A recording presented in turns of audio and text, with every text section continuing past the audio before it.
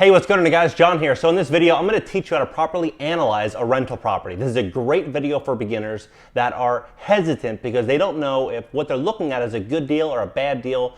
And I have over a decade's worth of experience in real estate. I'm a real estate agent and investor, and what I've noticed with realtors that try to convince people to buy and sell property is that they use a CMA, which is a comparative market analysis. And what this is if this is your neighborhood, they'll pick out the highest price sales in that neighborhood, supply that to the buyer to let that buyer know that there's other people willing to pay a lot more money for property in that neighborhood, and then that makes that buyer think that that buyer is getting a great deal, when in reality, it's not true. And as we step into this recession, realtors will come out with CMAs, show properties that sold 6 months ago, and make the buyer think that they're getting a great deal. And that's just not true. So do not do that. And in this video, you're gonna understand what value looks like.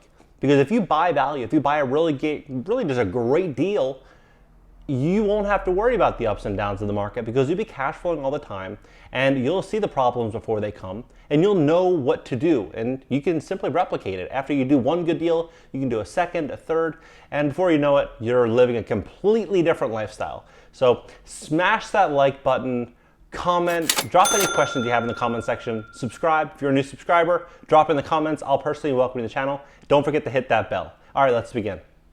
Here's where you want to start in your rental property journey. You want to start with a small scale multifamily property, 2 to 4 units. So a single unit is a single family home, just a typical standalone house. A duplex is 2 units there. Triplex is 3 units. And a fourplex, it could either be 2 duplexes on one lot or just one building with 4 doors, 4 apartments. That's where you want to start for a variety of reasons. The first reason is you can get a 30-year fixed rate mortgage, just like you do in a typical house. And when you get a 30-year fixed rate mortgage, your costs are fixed. You're paying a fixed rate mortgage for 30 years. Now, if you do 5 units, you get 1 more unit here, the down payment increases and the mortgage is different. You're not gonna get a 30-year mortgage. You might get a 5-year or 7-year fixed rate mortgage, and then it's going to adjust to the market. And then you have to refinance and it gets more complicated. So when you start out here, you can buy a rental property with a smaller down payment, generally 3.5% to 20% as a down payment. And the other advantage is that with this property, let's say that you are on stated income, you're a business owner, and you're making a decent amount of money, but you have a lot of write-offs, and your tax returns, they don't qualify you for a single family home in that area. Simply because single family home, the mortgage company is looking at that as one big liability, asking, can you afford this liability? Well, with this property, this fourplex here, they're looking at your income plus the net profit that you'd now receive as a new landlord. So let's say that this is generating $1,000 a door, so $4,000 per month after all the expenses. Maybe you're making $3,000 per month, and then your mortgage, and then after they deduct your mortgage, they come out with one number. And whatever that net profit number is, they add that to your income, to your salary, and it helps you qualify for a mortgage. So it's easier to qualify for this deal than it is a single family home. So that's rule number 1. This is called the discount to replacement value, and it's a very important strategy, and it's used by some of the biggest and most successful private equity companies in the world. Blackstone, for example, used this formula in 2008 and purchased 55,000 properties all across America at a huge discount. Some people wonder, well, how do they know if it's a good deal? Well, the discount to replacement value formula ensures that. And so how it works is simple. You simply take the value of the land plus the cost of the construction, and that's what it would cost to replace it. Now you want a discount to replacement value, and so if you took a 50% discount to that, then that would be a really good deal. So let me explain in detail. So let's say that this lot is worth $200,000. How do you know it's worth $200,000? It's taxed at that. So a appraiser, a tax assessor, they come up with a formula and they issue a tax on the properties that are selling in that area, and you just use a comparable lot. So you use that lot plus the cost to build this property. Now, a good rule of thumb for basic C-class apartment buildings, probably about $150 per square foot. So you take 150 times the amount of square footage in this building, and then that gives you a certain number. And then you take that plus the value of the land, and then that gives you what it would cost to replace that property as new. Well, we want a discount to that value. And so what happens is in a market crash, the people that are going to buy these lots and build these properties, when a market crash happens, tenants are looking to downsize, and those investors have high costs because they went through all that. Now, if you're buying it at a 50% discount to replacement value, you're ensuring that as that recession hits and as things happen, you have more flexibility than just about everyone else in the neighborhood to reduce the price of your apartment and still be profitable. And that's what you want. You want a competitive advantage over all of the other investors inside of your market. This is the discount to replacement value. It is, if you know this, you're light years ahead of just about every other real estate investor.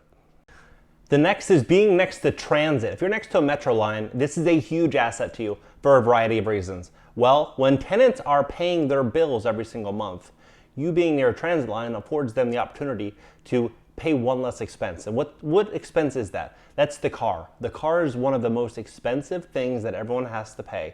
And as gas prices increase, people will question more and more if they need that vehicle. And right now we have millions and millions of people unemployed, and that number is only going to grow. And so you affording someone really an affordable place to live near a transit line where they can commute to work is a huge asset.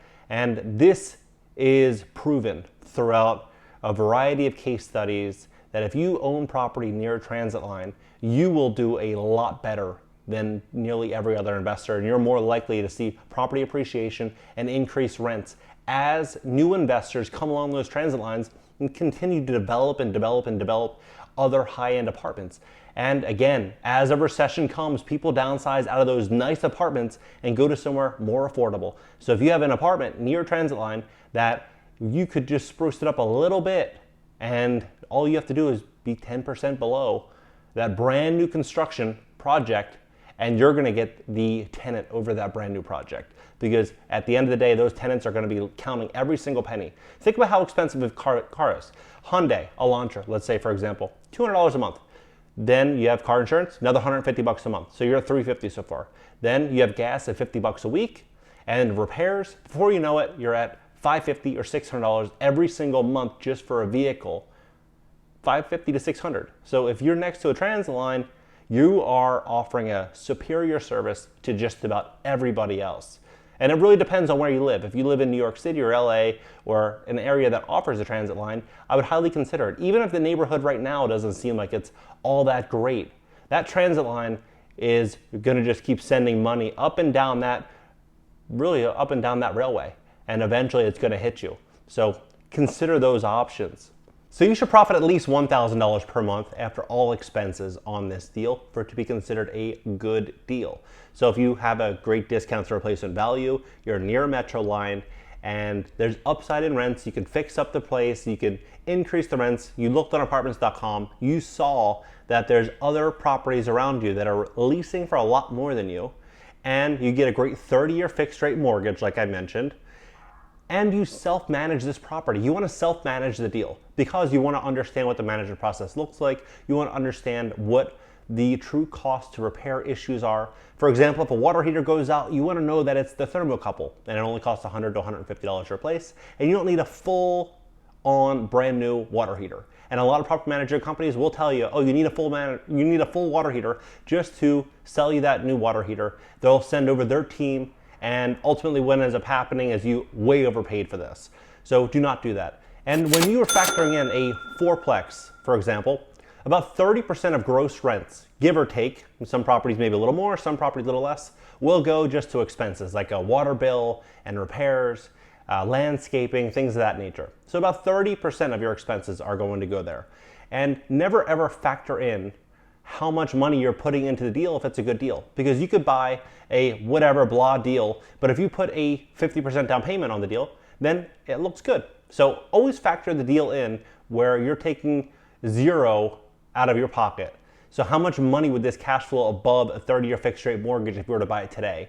And so if it's profiting far above that number and it offers you the upside in rents, it offers you the upside with being your transit line and you're a low cost provider, you have all these things going for you, then you are definitely increasing the odds of you having a great deal. So at the bottom of this playlist, you'll see a playlist, and this playlist is going to really offer you a lot of valuable resources, information, knowledge, all things real estate and business, about improving your credit if you're trying to get your credit score higher right now, increasing that credit score, everything. So you'll be able to have these videos at the bottom at your disposal. Smash that like button, that's all I ask. Comment, any questions, and subscribe. All right guys, till the next video.